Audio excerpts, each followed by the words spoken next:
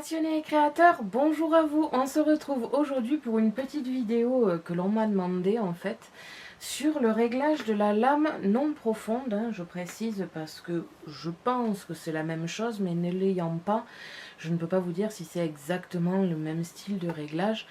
Donc je précise que c'est pour la lame manuelle, standard, pas profonde. Donc pour en revenir au tout début, effectivement, j'ai discuté avec une personne qui me disait que sur un groupe où elle était, plein de personnes avaient du mal avec le réglage de la lame. Donc je me suis dit qu'une petite vidéo dessus serait plutôt sympathique et ça pourrait aider apparemment pas mal de personnes. C'est pour cela que j'ai aussi pris le mode d'emploi et la Scan & Cut pour vous montrer un petit peu plus en détail. D'ailleurs, je vais aussi prendre mon petit échantillonnage. D'ailleurs, j'avais déjà réalisé une vidéo sur l'échantillonnage que je vous mets ici. Et sur le blog, j'avais réalisé un petit, enfin pas un petit tableau parce que j'ai juste marqué ce que moi j'avais déjà constaté. Après, vous pouvez l'utiliser ou non. Donc, au niveau du réglage de la lame, comme vous le savez, si vous avez une Scan & Cut, ça se débrouille comme ceci.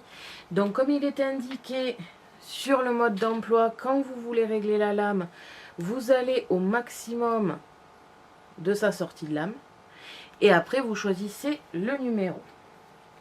Et là aujourd'hui on va apprendre un petit peu à faire les réglages de lame comme vous le voyez ici. Pour le papier style magazine, j'avais mis une lame à 4, une pression à 2 et la vitesse à 3. Donc déjà au niveau de la vitesse, c'est très rare quand je la change, je vais vérifier ça de suite, mais il me semble bien que je ne l'ai pratiquement jamais changé. Voilà, par exemple, le seul endroit où je l'ai changé, c'est sur le papier perle A4 de chez Action. Alors là, j'avais mis une vitesse un petit peu moins rapide, parce que sinon, ça déchirait le papier. Donc la seule manière, la seule raison de changer la vitesse de la lame et du déplacement du petit support ici, c'est si vous avez un papier qui est extrêmement fragile et que la vitesse va faire que ça va déchirer. Donc le papier perle en fait partie, il me semble bien, mais là j'en suis plus du tout sûre, que le papier A4 d'imprimante habituel en fait partie aussi, même si faut faire des tests. Ensuite, pour la pression, je vous en parlerai ensuite, je vous le ferai voir un petit peu comment je fais tout ça.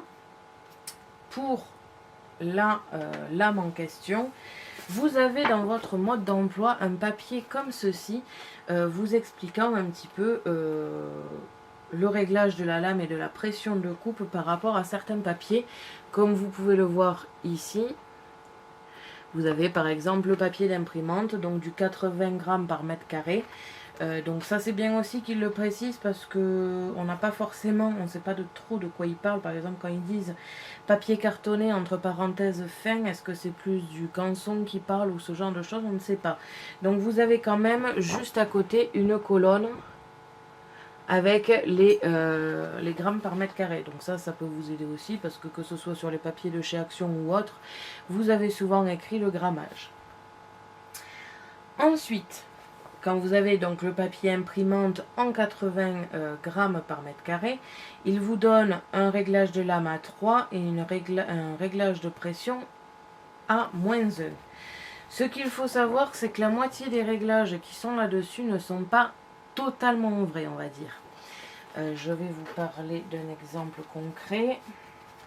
Voilà, pour le papier d'imprimante classique en 80 grammes par mètre carré, j'ai mis moi personnellement une lame à 3, donc c'est exactement ce qu'il conseille. Par contre, au lieu de mettre un réglage de pression à -1, je l'ai mis à 0. Ça peut se jouer à quelques réglages près, c'est vraiment pas précis. Il y a certains papiers où j'étais vraiment, mais pas du tout comme eux, et d'autres où je l'étais, voilà, comme ici, j'avais quand même le 3 au niveau de la lame, c'était la même chose, et ça ne différenciait que de 1 la pression de découpe. Donc, ça va vous servir surtout de guide. Après, il va vous falloir de toute façon faire vos propres tests.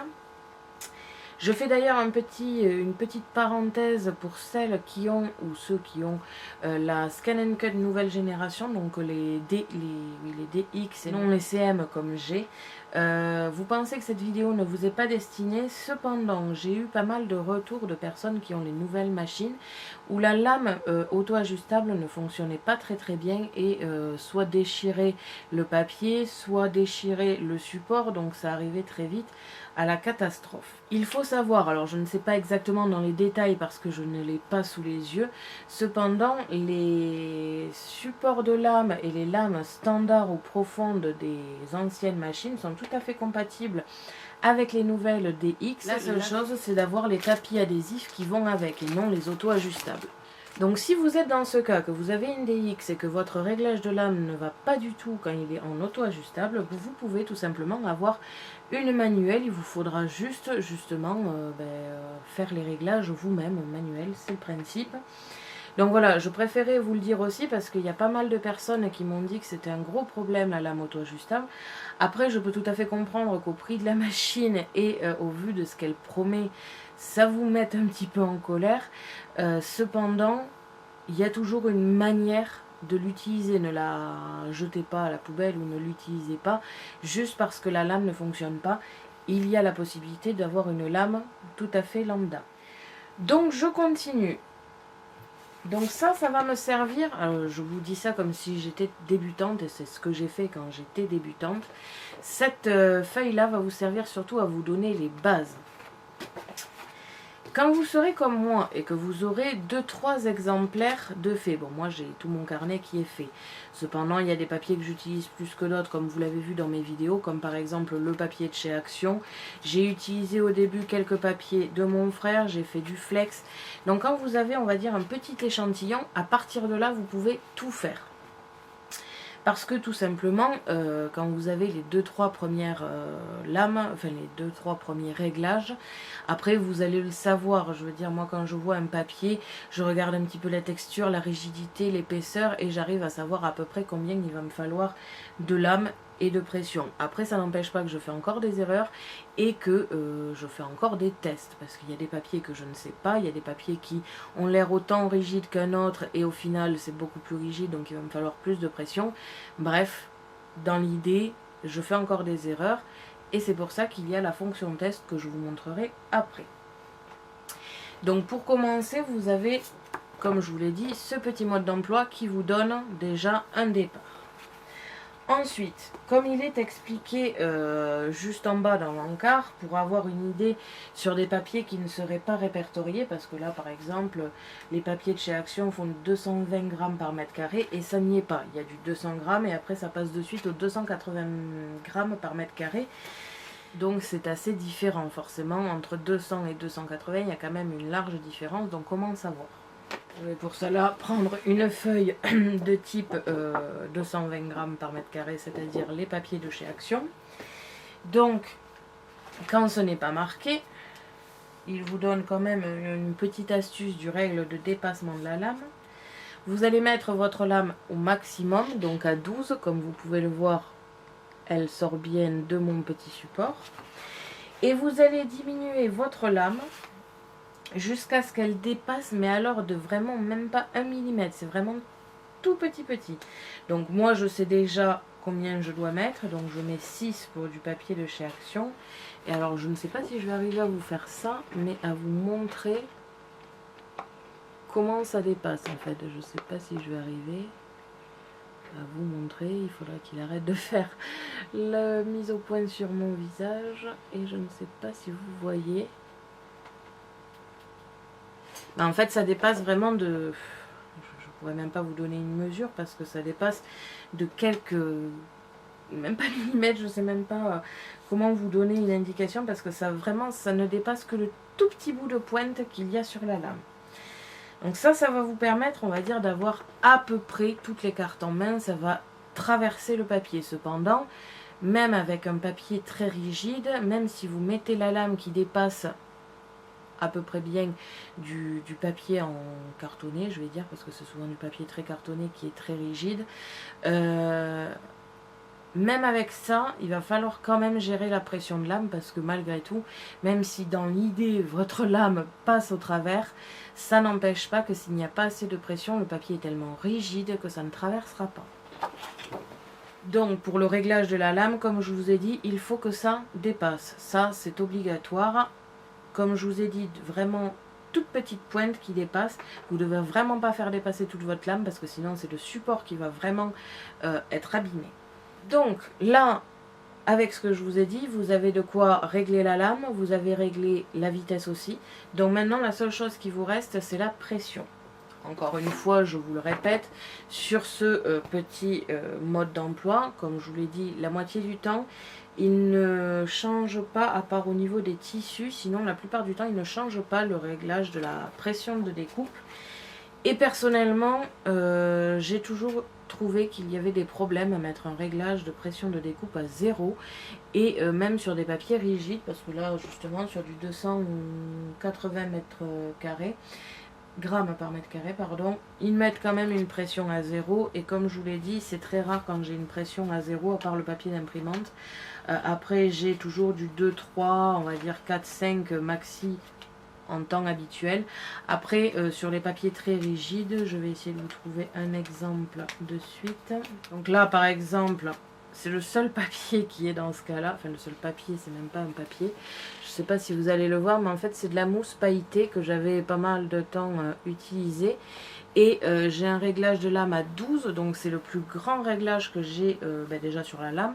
Et c'est le plus grand réglage que j'ai fait de tous ces échantillons ici.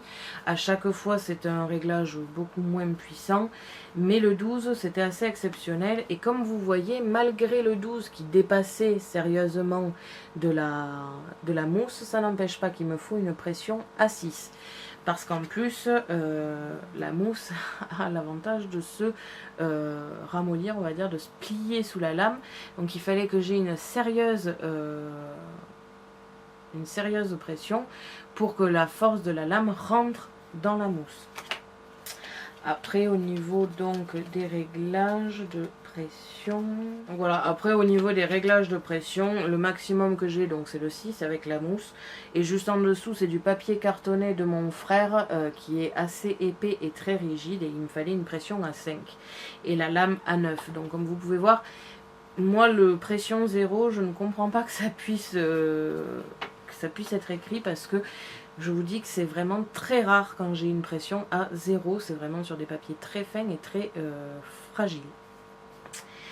Donc au niveau de la pression, il va vous falloir là par contre faire des tests, c'est obligatoire.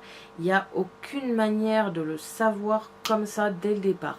Comme je vous l'ai dit, là où ça change un petit peu maintenant, c'est que moi avec le nombre d'échantillons, on va dire différents, de papiers différents que j'ai là-dessus, je vais par exemple sur un papier qui est plus ou moins fin ou plus ou moins rigide, essayer de me repérer par rapport à un de mes tests ici. Et après faire mes propres tests. Ça n'empêche pas que je fais encore des tests, hein. Ça ne change pas. Cependant, ça me donne un ordre d'idée plutôt que d'aller de 1 à 9 et de voir quand c'est que ça découpe. Non, pas du tout. Comme je vous l'ai dit, moi maintenant, c'est ça que j'utilise. Et après, je me fais mes petits tests pour savoir. Donc, toujours pareil, au niveau de la pression et au niveau de vos tests, une fois que vous avez trouvé donc le réglage de lame qui dépasse légèrement, il va falloir aller sur la machine et faire des tests, ce que je vais vous montrer de suite. On va se retrouver donc sur la machine pour que ce soit un peu plus clair. Donc, je vais vous la mettre comme ceci. Donc voilà, je vais vous le mettre comme ceci pour que vous voyez un petit peu l'écran. Donc, je reviens sur le menu principal et comme vous pouvez le voir dans motif, il y a un petit cutter avec écrit test. Il y a donc ici 4 tests à avoir, un carré, un triangle, un inférieur ou un supérieur comme symbole et un rond. Donc déjà, ce que je vous conseille en premier, c'est d'utiliser le triangle. C'est celui qui vous donnera, on va dire, les mesures les plus justes, parce qu'étant donné que c'est très petit comme motif et que c'est très pointu, étant donné qu'il y a des angles assez secs partout, c'est celui-là qui va vous donner le maximum que vous pouvez avoir sur votre machine et sur votre papier. Donc ça va vite, vous allez vite voir si il faut diminuer quelque chose ou pas. Donc quand vous avez mis le test, vous ne changez absolument pas la taille parce que c'est justement prévu pour être testé. Et vous pouvez le placer n'importe où sur votre support, même si au niveau de votre papier, je vous conseille de le faire toujours en bas. Cela vous permettra de le vérifier, vous, sur votre support, beaucoup plus facilement, étant donné qu'il sera le plus proche de vous. Quand vous allez faire OK et découpe, et que vous aurez d'autres motifs, hein, là je n'ai que celui-ci, mais je pars du principe que vous avez d'autres motifs à découper. Il ne découpera en premier le test, il est fait exprès, ça va vous découper d'abord le test, et quand vous serez d'accord ou non sur la découpe, c'est là qui vous découpera le reste. Donc si vous êtes d'accord, quand il aura fini le triangle, qui vous l'a parfaitement bien découpé, qui vous a pas trop entamé le support adhésif, donc là que tout va bien quoi finalement, vous rappuyez sur play et du coup elle continue la découpe comme si il n'y avait jamais eu de test finalement. Par contre, si vous n'êtes pas d'accord, vous revenez en arrière, vous déplacez légèrement votre triangle parce que s'il repasse exactement au même endroit où il a déjà fait le test, ça pourrait vous fausser vos tests. Parce que comme il a déjà un petit peu entamé, s'il repasse dedans, ça pourrait très bien vous le découper alors qu'en fait vos réglages ne sont pas bons. Donc vous déplacez le triangle, donc là on revient en arrière, vous déplacez légèrement, hein, de sorte que ça ne retombe pas au même endroit, et vous refaites vos tests jusqu'à arriver au bon réglage. C'est pour cela que je vous conseille sérieusement d'avoir un échantillonnage comme ceci, comme je vous dis, je vous l'ai mis dans le petit i pour que vous sachiez le faire et que vous puissiez prendre les PDF que j'avais mis à disposition. Donc vraiment, je vous le conseille fortement parce que entre un jour et un autre qu'on est en train de créer, on ne va pas utiliser forcément le papier, le même papier. Et quand vous allez revenir sur ce même papier-là, il va vous falloir vous retaper exactement les mêmes tests. Et c'est très très embêtant quand vous n'avez pas les réglages de suite, vous allez entamer pas mal une longueur. Donc je vous conseille toujours de faire vos tests. Si vous avez pas mal de papiers non identifiés, comme moi par exemple, j'ai mes papiers de mon frère qui les a en imprimerie et du coup je ne sais pas leur nom, et puis de toute façon même si j'avais leur nom, j'arriverais pas à me rappeler de quel papier il s'agit. Donc comme vous pouvez le voir, je mets toujours un échantillon des papiers que j'utilise, même ceux que je connais d'ailleurs, comme ça je suis sûre de ne pas me perdre. Et je ne colle que le milieu, c'est-à-dire que j'ai toujours les angles qui sont à peu près décollables. Ça me permet justement de vérifier par rapport à un autre papier que j'aurais pas testé. Donc voilà, le réglage de lame est assez simple en fait. Le tout c'est de bien le faire et de bien comprendre comment ça fonctionne. Donc on va faire un petit débrief de tout ce que j'ai dit, comme ça vous aurez un petit résumé du réglage de lame et vous vous en sortirez un petit peu mieux. Déjà, premièrement, que vous ayez une CM ou une DX, ce réglage peut vous concerner si votre réglage de lame auto-ajustable se fait mal. Deuxièmement, je parle de la lame standard et non de la lame profonde, même si je pense que sur le principe c'est la même chose. En suivant, je vous conseille d'avoir un échantillonnage comme ceci à écrire au fur et à mesure pour vous souvenir de vos réglages. Et donc, au niveau de la lame, ce qu'il faut savoir, c'est que de 1, la vitesse n'est pas la moitié du temps changée. Ça va être sur des papiers très fins, donc c'est vraiment très rare quand vous changez la vitesse. La lame, le réglage, il faut que vous ayez à peine la lame qui dépasse de votre papier, quel qu'il soit. Il faut vraiment que ça dépasse vraiment à peine.